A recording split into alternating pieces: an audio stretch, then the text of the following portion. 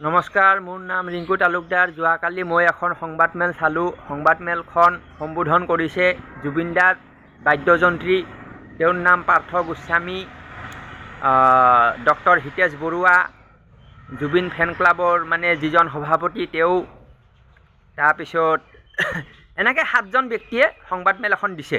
তাত কৈছে যে জুবিনদাৰ যিসকল অভিযুক্ত, শ্যাম কানু, অমৃত প্ৰভা, সিদ্ধাৰ্থ শৰ্মা, সন্দীপন গাৰ্গ, তেওঁলোকে উকিল পাই গ'ল। প্ৰথমতে আৰম্ভণিতে কৈছিলে তেওঁলোকক কোনো উকিলে সহায় নকৰোঁ বুলি কৈছিলে। এতিয়া বোলে তেওঁলোকক সহায় কৰিবলৈ কলকাতাৰ পৰা উকিল আহি গৈছে। আচ্ছা, যি হওক, তেওঁলোকৰ কাৰণে টীম বনোৱা হৈ গ'ল আৰু জুবিনদাৰ কাৰণে এডভকেট নাই। এজন চৰকাৰী এডভকেট পাইছে আৰু বাকী টীম নাই। তো জুবিনদাৰ কেছটো চাবলৈ উকিলৰ অভাৱ, তেনেকৈ বাতৰিটো কৈছে। তেওঁ কৈছে কি? তেওঁ কৈছে যে এইটো দুৰ্ভাগ্যজনক, কাৰণ কিয় ফেচবুকত জাষ্টিছ ফৰ জুবিনদা লিখিলে জুবিনদাই ন্যায় নাপায় আৰু অসমৰ ৰাইজলৈ অনুৰোধ জনাইছে বিষয়টোত হস্তক্ষেপ কৰিবলৈ। এতিয়া বিষয়টোত আমি কেনেকৈ হস্তক্ষেপ কৰিম? এতিয়া ধৰক এতিয়া মই কি কৰিম? এতিয়া উকিল নাইতো, উকিলটো গুৱাহাটীততো উকিল বহুত আছে, তেওঁলোকে কি আগবাঢ়ি অহা নাই নেকি? তেওঁলোকক কওক যে জুবিনদাৰ কেছটোত উকিল লাগে, আহি যাওক। সেইটোহে, উকিলেহে সহায় কৰিব। তাততো আৰু গৈ কিনে আমি সহায় কৰিব নোৱাৰোঁ।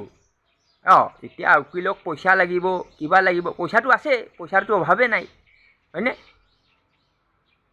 ক'ত গণ্ডগোলটো ক'ত হৈ আছে? মই এতিয়া ভিডিঅ'টো বনাই এইটো ক'ব বিচাৰিম যে পাৰ্থ গোস্বামী দাদা, উকিল যে নাই, কিয় নাই? পইচাৰ অভাৱত নাই নে উকিলে আহিব বিচৰা নাই, নে জুবিনদাৰ কেছটো দুৰ্বল কৰিব বিচাৰিছে, নে অভিযুক্তক শাস্তি দিব বিচৰা নাই, নে কি?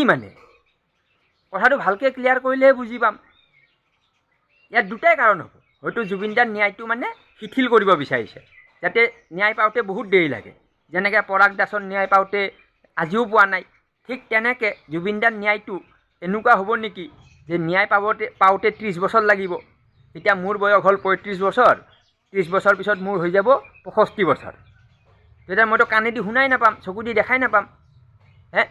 তেতিয়া ন্যায় পালে কোনোবাই মোক চিঞৰি ক'ব লাগিব যে জুবিনদা ন্যায় পালে। তেতিয়া যে পাব তাৰো সন্দেহ আছে।